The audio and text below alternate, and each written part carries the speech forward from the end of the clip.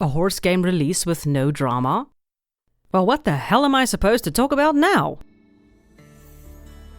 Tales of Rein Ravine is an early access horse game that has been in development for around 3 years now. The game is being designed by one person and is probably the best horse game we've had in quite some time, boasting some of the best riding controls I've ever seen and a setting that is both familiar and unique. Rein Ravine has managed to basically blow everyone out of the water. And to top it off, the game is entirely free. There is a lot to love here, and this video is going to be looking at those amazing elements. However, every game has its faults, and seeing as the game is still in early access, we can expect a few problems. This video will be a review of Rein Ravine and will also touch on a kerfuffle that happened before the game's release. This is not to be negative, but there is a reason for why I'm bringing it up. Before we get into all of that, I'd like to thank my Ko-Fi supporters for helping me reach my goal of $300 to get a new screen so that I can watch your responses properly during live streams. Now I just have to figure out how to fix my live streams. Yay! Let's get into it. Let's start with the best part of the game, the horses. The horses in this game are very good for a lot of reasons, but do have some points that perhaps need to be ironed out. The horses model is beautiful, the texturing especially helps a lot to break those shiny surfaces horses in games often end up with. The model is also quite well balanced and looks like a typical warm blood type horse. The details in the horse behavior though is what really sets it apart from other games. When you start riding, the horse's nose will be pointed forwards and you as the rider have to actively pull the horse's nose down to get it on the bit or in a frame. This is true for all gates and is not a feature I've seen in a horse game before. Mostly our horses are already in this frame from the get-go, so being able to nudge our horses into that frame is pretty darn cool. The horse also tosses her head or chews on the bit constantly and will swish her tail, which is great, but the tail swishing was sometimes a little overkill, so this is something that can perhaps just be toned down a little, but it still serves to bring our attention back to the horse constantly. These little shifts and movements makes the horse feel alive, like it's actually moving and breathing of its own accord. That sounds odd to point out, it's a horse, why wouldn't it feel alive? And for all you Red Dead Redemption 2 players out there, this might seem like a no-brainer, but so many horse games have horses that feel like the 3D models they are, and it makes riding the horses a bit dull. Now, a fascinating by-effect of the constant sounds and movements from the horse was, as I said, our attention is constantly being brought back to it. Whenever it shook its head or switched its tail or snorted, I was immediately tuning back on the horse to see what it was doing. And because it was very randomized, it didn't fall into a pattern, my brain felt more stimulated like this. This meant the rides, despite being long, felt more immersive because I was so focused on the horse, and this is really the way that you would be riding a horse. You're very focused on the animal beneath you. It's such a simple yet effective way to keep the player's attention and to kind of create a sort of immersion. Another wonderful detail is when splashing through water, the bottom half of the horse's body will be wet, and if you kick the horse randomly, it will actually rear in frustration. Thanks for letting me know about that, Sandy. Just emphasizing that the horse is a living animal. The only point that can be raised against the horses are the animations. Although the walk and trot are pretty good and decent, the canter just does look a little unfortunate. The problem is mostly that the back part of the horse drops while the front half raises. This doesn't make sense as a horse's back half will usually raise slightly in the canter and not drop. This has to do with how the horse keeps balance during the gait. But the end result is it looks like the horse is squeezing a lemon up its ass. Overall, despite the really odd animation for the canter, the horse looks and feels damn good, and this slides neatly into the way they control, which is of course gameplay.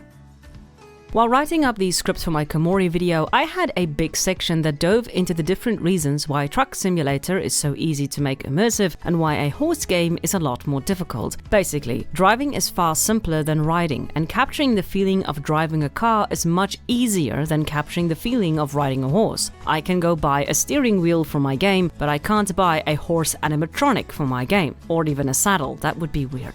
But Rein Ravine is the closest we've ever seen to truly capturing that feeling. The mouse button controls your legs, the WASD buttons control your hands. To move the horse forward, you hold down both mouse buttons for a brief moment, much like in real life when you have to press down with your legs. To turn the horse, you hit the correspondent key, to pull the reins, so D to turn right and A to turn left. To turn the horse sharper, you press the outside leg into the horse's side, once again reflecting real horse riding. It takes a bit of getting used to, not gonna lie, but the opening tutorial takes a good amount of time to not only teach you, but get you to practice this a few times. In the canter, you can also, by pressing down the corresponding leg, change the horse's lead. The horse's lead is the front leg it's cantering on, and this is pretty important for jumping, as it helps you to turn faster. But the most important part of jumping is actually striding. For those who might not know, jumping works on a striding system. I have covered striding on the channel before, but very briefly, a stride is the distance a horse travels from the front leg landing, a cycle of movement, and the lead leg landing again. While striding, you are constantly adjusting that length of stride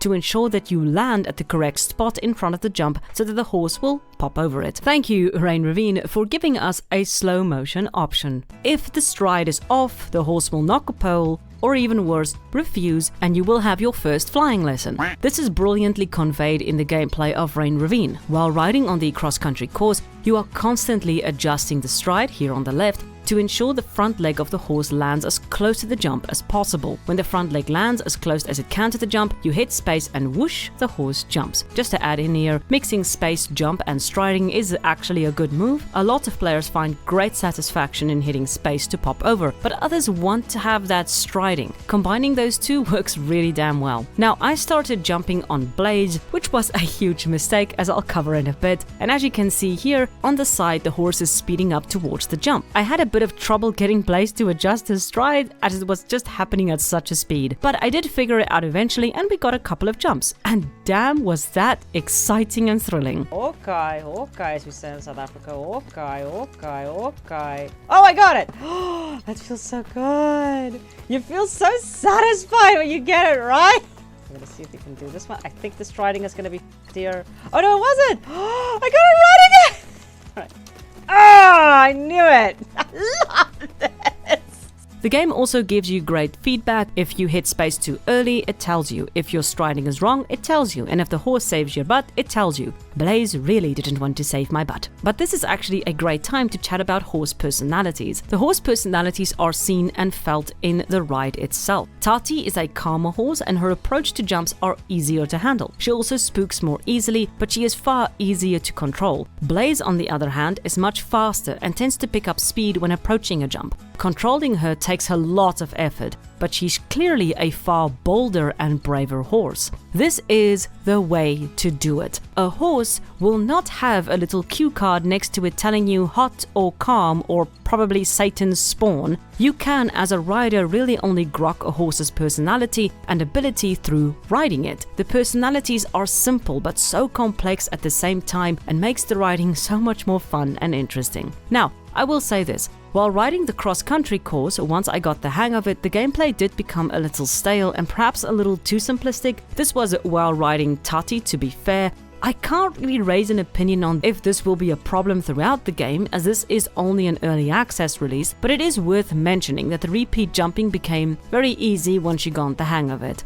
Now, there are difficulty options, but I didn't see much of a difference, but the different horses will probably mean vastly different rides. I will have to play this game a lot more to see if the boredom really is as prominent as it's feeling right now. With that being said, getting the hang of the jumping can be quite difficult to start out with, and currently there is no show jumping tutorial. I think this should be added as soon as possible to ensure that players who have never played this game can get into the jumping as well. As for bugs, in my playthrough I only came across a few. These included getting stuck on the jumps and clipping through fences. Whee! And sometimes the rider got stuck like this, which was damned funny. A few other people have raised some issues, like when they hit play, the screen goes black, and some reporting even outright crashes of the game. As of making this video, the developer did make an update sorting out a lot of the problems. Even the dreaded intro has been addressed. She's really on top of things. But for an early access game, there really were surprisingly few bugs to worry about. Oh my god, I was watching my footage and I remember the absolute horror of realizing that if you make a mistake during one of these courses, you have to not only finish the course first, but you are then forced to restart it entirely. So if you make a mistake at the start, you just have to grin and bear it so that you can reset. Please, for the love of all that is good and holy, change this. Give us a grace of 2 mistakes or 3 mistakes, or hell, if we make a mistake, just reset immediately. This is cruel and unusual punishment. Overall, the gameplay is realistic, intuitive, and damned well done. Now, the next thing I want to talk about are the courses. Every day you can approach the board and see which horses are available to ride and what arenas are open. And when I say every day, I mean every day, every real day, not in-game day, actual days. You have to go to a physical bed, traverse relay, and then wake up and continue in your journey, and hope that a lesson is there that you want to ride. This is a terrible design choice, but I am assuming it's more or less setting the groundwork for in-game days, and then further to give people a reason to boot up the game every day for now. It's just really annoying when you want to record footage for a video and no cross-country course is available to play. In any event, the types of courses you can ride are dressage, pole work, and cross country. The first two are pretty simplistic. You can practice basic dressage, and in the pole work you select a layout and ride it. In this free ride, you can go into the menu and look at your books. These books are filled with guidelines and information on not only how to ride, but also how to ride dressage. The cues for riding dressage is, once again, based on real-life riding and is quite difficult to get right. I managed, I think, 2 moves, the half pass and the extended trot, but I quickly realized that this was going to take time to master. The animations for the dressage moves are pretty good. We have extensions, collections, half passes, piafs, and so on. Just the fact that we have all these movements are actually pretty damn cool. I'll have to really sit down and learn these movements carefully to raise any sort of opinion on how good the responses is, but a rudimentary ride around did give me the impression that, although it was difficult, it wasn't impossible. How the dressage will work in competition, though, is really the question, and I look forward to seeing it. The best one of the lot was the cross-country, but I am curious to see what else they will be adding in the future. The camera is also good. What I really appreciate is that it never resets back behind you. This helps a lot in trying to determine whether your horse's striding is correct or no. The first-person camera is rather strange. It blurs terribly when you switch to it, but I'm happy to say that I didn't get any motion sickness. Only thing I will change on the first-person camera is to ensure I can turn my head to look at the next jump. Next thing I want to talk about is emotion. This sounds like an odd part to talk about in a game, but I think it is a wholly underrated one, especially when games get it right. In a recent video I made about Stray, I briefly discuss how tone is sort of constructed through gameplay, world, and narrative in a game. These 3 elements, when they are in balance, can create a very specific feeling that you might not get anywhere else. Even though Doom and Rainbow Six are both first-person shooter games, they each offer vastly different experiences and evoke completely different feelings when playing them. In the case of Rein Ravine, the emotion it evokes is one I've never felt in a horse game in my life. It felt like I was taking riding lessons again. The combination of the old instructor, the intricate gameplay, the almost alive horse, and the watercolor tones just made me feel for a brief moment that I was back in the saddle. This isn't, of course, perfect, and I honestly doubt any horse game will truly capture that feeling of riding a horse. All that we really do have is a sort of 2D impression of what it really feels like. But Rein Ravine gets damn close. The other fascinating point is that this emotion and tone cannot be felt or experienced when you are watching videos of the game. Before the game came out, I watched a lot of the footage that developers shared, and I never got that feeling. It is an almost must that you have to experience it for yourself, as is the case for riding lessons. In an old interview with Maya, she told me that she had ridden horses quite a lot, and her goal for this game was to capture that feeling of riding a horse. I can absolutely say with certainty that Rein Ravine is the closest anyone has ever gotten to nailing that. I'm repeating myself, but I do feel it needs to be repeated. I wanted to emphasize this because it was such a distinct emotion I felt, and I've heard other people say it as well, so it felt wrong for me to kind of exclude it. And if only for this feeling, I would absolutely recommend this game. Now let's get into the opening of the game. This is about to get interesting. I have no idea what to do. Am I insane? I don't know what to do!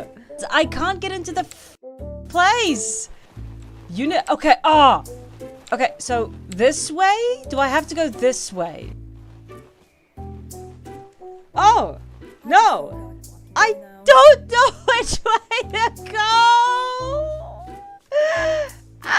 Which way to go? that didn't go well. The opening of this game is probably the worst I've seen in a long time. So let's first unpack what is happening here and then I'll explain what the problem more than likely is. The game starts when a bus drives off after dropping me next to what I presume is Rein Ravine, the titular academy. I walk up the path, get to the gate, but it's locked. Assuming that I have to go inside, I start looking around, find a billboard with a bunch of notices and flyers. Reading through them, I learn a few things. I will be attending Rein Ravine Riding Academy and I sincerely hope my classmates don't suck. My mother got me a gift card at Cherry Peak Stables. Plain Bell Dressage Academy sounds prestigious as fuck. After reading all the flyers, nothing happens. So I start running around. I go back to the bus stop, I go back to the gate, I go back to the bus stop, I go back to the gate, and the music tries to drive me insane. After leaving the area and getting reset back to the bus stop twice, I finally buckle and go to Steam to find out what the hell to do. I learn that I have to click on the Cherry Peak flyer again to activate the bus stop so that I can go back where the music tries to drive me insane again, select the bus stop and finally get dropped off at the place I need to actually be, Cherry Peak Riding School. When I finally arrive, I start running around again because I didn't know what to do or where to go. Here are some highlights of that. Don't understand what's happening. What is this? Who am I? Who is any of this? Why is this? Why didn't they start the game the way that they started the game before? That was a good start. This is awful. I don't know who I am. Oh, I hate this game already. That's a horse. Oh, I'm actually physically nauseous. Oh, because the music... What am I doing? Why am I running 13 miles to... Who am I meeting? Why am I going to this place? Who am I? Who am I? Oh, it's such a basic thing. Like, just tell me who I am. Do I go right? Do I go left? Do I go up here? Can I go up here? I can't jump, so I have to go around. Oh, no, I can't go around because there are fencing. Oh, I can't run. Oh, good God, you can't. Oh, fuck. Oh, why can't I reverse? On the wall, I need permission from the riding instructor to ride the horse. Guide me!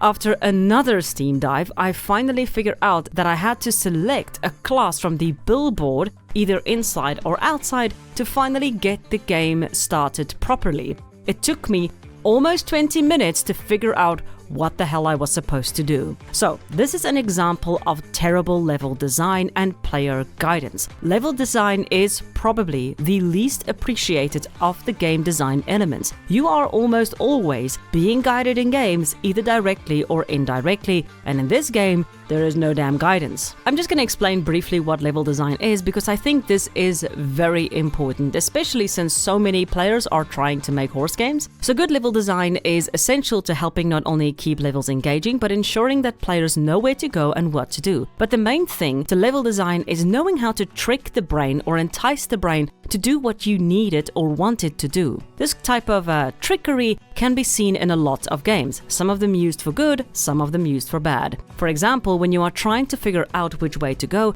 enemies can be a good indicator on if you're on the right path, and even colors or different shades can give you hints as to what you can or should do. You don't need large quest logs and books and markers to tell you where to go. Smart level design will work just as well. One of my favorite examples to use is the opening to Outlast. The game for Outlast begins when you arrive at Mount Massive Asylum. You stop the car and open a folder that tells you exactly who you are, a reporter, and why you're here. Something strange is going on at the asylum and you're here to investigate. You check your camera, testing night mode and normal mode, giving you an idea of the gameplay before getting out and approaching the doors. The front door is locked and it's here where I want to draw your attention in particular. To the right of the wall is a dark area. To the left is a light and an open gate. Which way are you going to go? Most players, if not all, will go towards the light, as this is a natural instinct for gamers. The light usually guides us to the next objective. Plus, light in a horror game will make us feel safer. In this way, the game is directly giving us written information and indirectly using light sources guiding us through the world. And this is all pretty natural. It also has a further layer to it, which is logic. So, when you walk up to the door and it's locked, logic will dictate you will have to find a different way in order for the game to continue. Now compare and contrast to the opening of Tales of Rein Ravine, and we see all the issues suddenly glaringly obvious. Nowhere does it tell us who we are or what we're doing here. Nowhere does it tell us what we need to do or why we need to do it. And furthermore, the maps are huge and sprawling, making it difficult to figure out where to go because there are so many directions to go. The game isn't guiding you to a specific point. You just kind of have to dick around until you find what the hell you're supposed to do. Now, this entire section at the Rein Ravine Academy gate could be cut out entirely, and instead the game could send you directly to Cherry Peak, and it would get the game started faster without the sideways shuffle. Furthermore, selecting an item twice is just terrible design. Very few players will actually think about going back to an item to look at it again unless there is a damned good reason to do so. This isn't a natural instinct, as our brain has sort of ticked it off in our head as looked at and subsequently completed. Like looking for your car keys. Once you've checked a place, you're more than likely not going to look for them there again, unless you're getting desperate. Now, a friend of mine who is currently working on a game told me about a sequence, Silent Hill 2, where our character is stuck in a prison. You walk into the prison cell, the door shuts behind you, and you're stuck. The only way to get out is to interact with the door 3 times. The reason this can happen in this scenario is because a player will become desperate and will start to interact with an object multiple times to check if they've missed something. But this is a horror game, and desperation makes sense in a horror game. In a sort of cozy, relaxing style game, not so much, and I don't think that's the emotion the developer wanted to go for. Now, I do want to say I understand what the developer was trying to do. I believe she wanted us to interact with all the flyers and ensure we didn't miss any of the pertinent information, which is why you have to interact twice. But a simple solution would be just drop us at Cherry Peak and put a board at the front of the property. Players will instinctively want to read what's on the board, and then once we've read everything, let our character think out loud. I should probably head up to start my lesson. We read everything, we don't miss anything, and guidance is far simpler. Plus, we've already learned that we have to look at a board,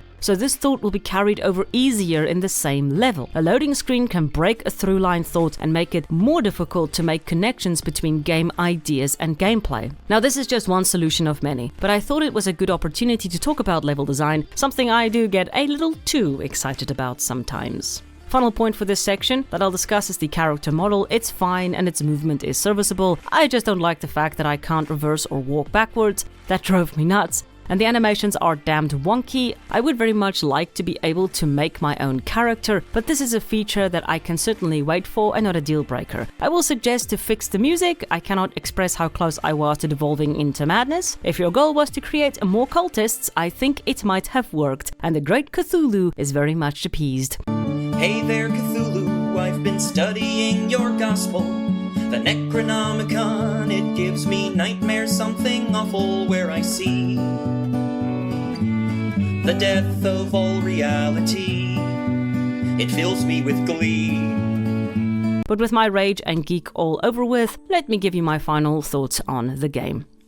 Once you get in the saddle, there isn't a horse game that can hold a candle to it. There are a few points that I would like to see, like character creation, let me pet the horse, please, remove the daily courses, and finally, the developer just needs to communicate a little better. Now, the story for this situation is pretty long, but in very brief, the dev had promised a release date for the 31st of July 2024. The date came and went, and the dev fell dark. Over the course of a few days, fans and supporters would begin to document the history of communication, which was pretty erratic at that stage, the developer's activities in the coming weeks, which did not include any new communication, and the total amount of money she made on Patreon, which was well over 500,000. But on the 24th of August, the dev would finally be in communication again, much to the relief of her supporters and fans.